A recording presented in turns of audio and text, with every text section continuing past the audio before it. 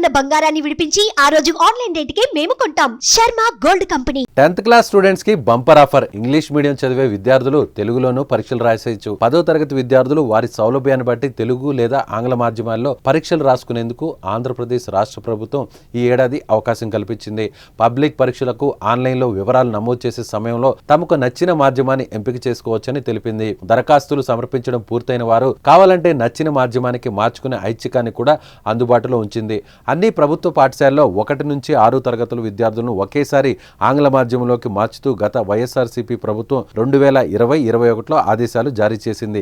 అయితే ఆంగ్ల మాధ్యమం అమలుపై సుప్రీంకోర్టులో కేసు దాఖలైనందున ఇంగ్లీష్ మీడియం అని వాడకుండా ఒకే మీడియం అని ఉండాలని ఆదేశించారు. అనధికారికంగా ఆంగ్ల మాధ్యమే అన్నట్టుగా వ్యవహరించింది అప్పటి ప్రభుత్వం.